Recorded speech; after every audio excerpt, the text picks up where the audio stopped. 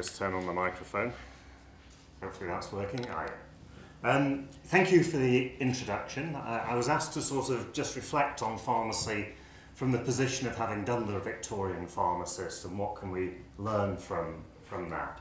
I should start by congratulating you on your centenary, first of all. It is a tremendous thing, and this beautiful building. And also the LPF in starting as well, because it probably doesn't feel like it for you. Lambeth does know that it's not the centre of the universe. There's not a lot of evidence of that, but inside there's a lot of change going on. And the fact that we were for many years, hello, spotted you there.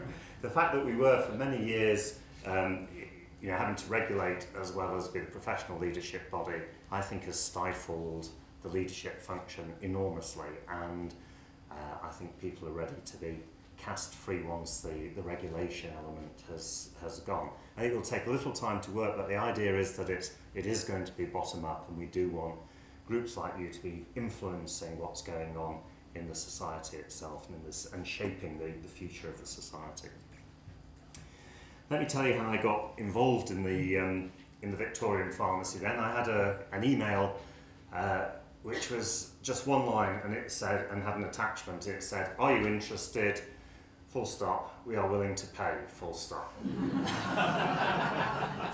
So I wrote back saying, you know how to grab the attention of an academic, but I'm really busy at the moment. If you're still interested, in a couple of weeks' time, we'll have a chat then. So I spoke to these people, and they said, just come in. It's a production company, and the way things work, it's all revelation to me. BBC Two make nothing, but they commission these things from production companies, and Lion Film have done many of the documentaries the BBC shows, including the Victorian Farm. And we did take the mickey out of them about, what a creative lot they are. How did you get Victorian pharmacy? Victorian farm, what else could we do related to that? Victorian farmer, Victorian pharmacy. They claim it all started with a history of shopping, and when they saw Sainsbury's 100 years old, that they wanted to look at the history of retail and shopping, and then they looked at Boots and they thought about the pharmacy aspect, and then they realised about all the originality in pharmacy and moved into that field. So I went to their offices, and they just sat and chatted as I do, and they said, "Can we put a camera on you whilst we do this?" So they filmed me, and that went straight to the controller of BBC Two. And at this stage, the programme was almost ready to be made, because what happens is they come up with ideas, these documentary companies, and they pitch them to the BBC, and they say, nah, maybe. And then they go away, and then they put researchers on it, and they invest in it. So actually all the storylines were already written before I joined the project. By storylines, I mean the half dozen or so little tales which are within each episode. So none of the success of the programme is related to me whatsoever. I came in late to this. So it went off to the head of BBC Two, and they did say that, still here, they did say that it was, they'd only had, out of 47,000 pharmacists and advertising in the PJ, only 5 pharmacists had expressed an interest. Which does say something a bit sad about our profession. And then they said that when they talked to doctors, the doctors were saying, "Yeah, we can do that, we'll do that, yeah, do this, that and the other." And they said whenever they went to pharmacists, they'd say, "Sounds really interesting, it's just what pharmacy needs, but I'm not sure I'm the right person to do it. Have you tried so-and-so?" And so they'd always be pushed on and bounced on to other people. The screen test went to the controller of BBC Two. She said she quite liked it, but wanted to see me make something. So then I had a film crew come round to my house, and I made mayonnaise in a mortar and pestle in the kitchen. As you do. Well, as I don't, actually. That's the problem. Foolishly, I thought it'll have to be something pharmaceutical. So I was sort of, reading up on the chemistry of mayonnaise and the emulsion thing. And of course, I could have made a cup of tea. They just wanted to see me doing something and talking at the same time, which is challenging, being a man, doing 2 things. So that then went off, and everything was quiet for a couple of weeks again. And then they said, "Right, it's on, and this was probably the end of February, and they said we want to start filming in March. And they started filming, in fact, in April, and we had about 4 weeks of filming. So each episode that you saw was a week of filming with 2 camera crews working full-time. We were on set in costume at 7:30 every morning. Earliest we finished was about 6. Some nights we were there till 10 or so. And all that material then goes to editors, who then just weed out all the rubbish that you've done and keep about 2% of what you've done. And, you know, quite literally, it takes 5 weeks of editing to produce 1 hour of programme. So when you see my suppositories were bad, the last time I made them as an undergraduate, my pill rolling was worse. We were supposed to have Peter Homan, who's the treasurer of the History of Pharmacy Association. He was supposed to show us how to do it, and it was at the time of the volcano, the Icelandic volcano. He couldn't fly, he was on holiday abroad, he couldn't fly back to do it. So we had to sort of do that from the 19th century books and try and work out how to do it. But as far as the company were concerned, that was what it was all about. It was the fact that we struggled and we didn't do things well was important, because it was saying this is where the difference is. This is how things are different from there. There wasn't failure from their perspective. You know, being a pharmacist, I was wanting to do things right. And they were saying, why are you worrying? You know, we'll all make good television. I think there's a little bit of professional pride still left, a bit of reputation. So that was the whole thing. It nearly didn't happen as well because we couldn't get liability insurance. My wife, who's head of pharmacy and therapist at Imperial, had to come in and dictate all the risk management to their lawyer before we could sign the contract. This was being done on a Friday afternoon when we were filming to start filming on Monday. But we got there in the end. We drove out to Bliss Hill, which is this tremendous open-air Victorian museum with these recreation actors or people who are there who sort of are in costume and play the part and so on. And it's a big place. It's probably over a mile long. There's a lot going on there. They're, you know, pouring iron, and they've got a Trevithick engine going, and they've got a great big steam hammer going, and all sorts of things. So it was a great place to be. We were in a small room, which was probably from here to there square, and there was the 3 presenters and the 10 crew. 9 of the crew were on day rates, because the other thing the television industry doesn't do is employ anyone permanently if it can avoid it.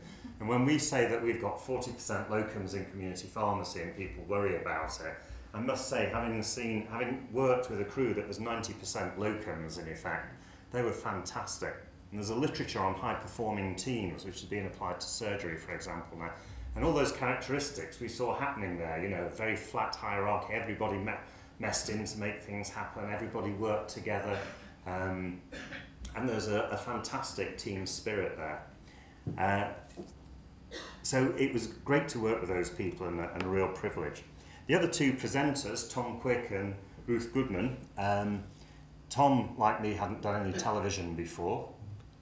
Bizarrely, he works about 600 yards away from where I work. He was finishing a PhD on Victorian physiology. He is a historian at the Wellcome Museum.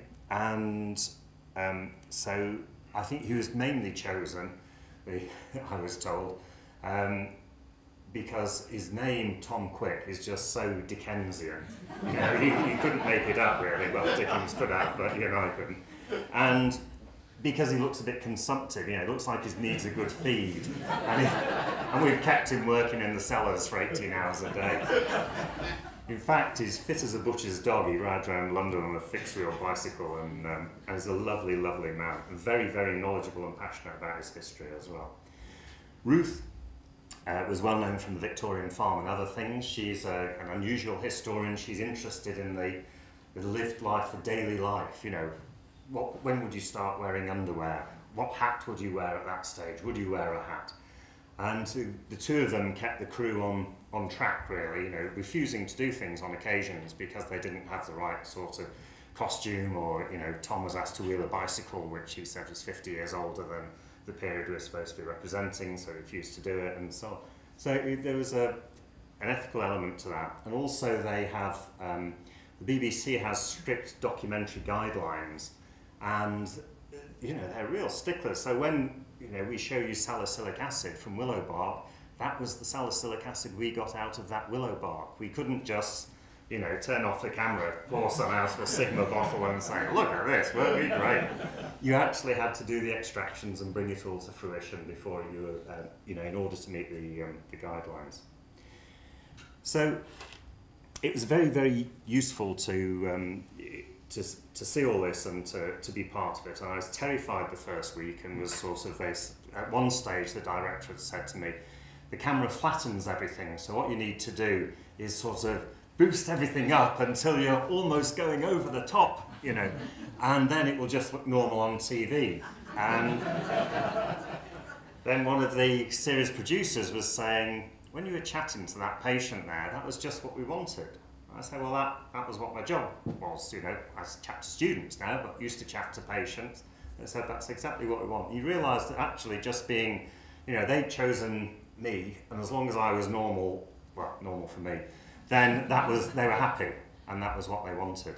And that's why I think I become more relaxed as the series goes on. Tom, Ruth and I got on tremendously well together. We were in this B&B in near Ironbridge, and there was virtually nowhere to eat nearby, and we just went down to the pub every night. We had, there's choices: steak and chips, chicken and chips, or curry and chips. And you put your order in, and you had a couple of pints, and you went back. And we chatted away happily every evening. It was very nice to work with them. I learned a lot from them as well. It was all unscripted. We were just given the situation, and we'd read briefing notes the night beforehand, and then you just went in and did it. And everything was done, when you see me with someone else, everything was done twice. They do it once with the camera taking both of you in and the setting, and then, and that may be a quarter of an hour, it may be half an hour or more of talking, and then they'd say, okay, we'll do it again now. And you had to do the whole thing again, but with a camera on each of your faces on close-up. And neither of us could ever remember what we'd said in the first place, but it didn't matter, because that's when the editing brings it all together, and that's the art of the editing. It just flows as if it's a story. But you'll see, I don't know, the two of us talking, then it will cut down to something on the bench, and then you'll see a close-up of each of our faces talking. And those events, which have taken perhaps 8-12 seconds, may have been filmed over 2 hours. When the leech was feeding and dropped off, the cameraman didn't move for 2.5 hours waiting for that leech to fall off.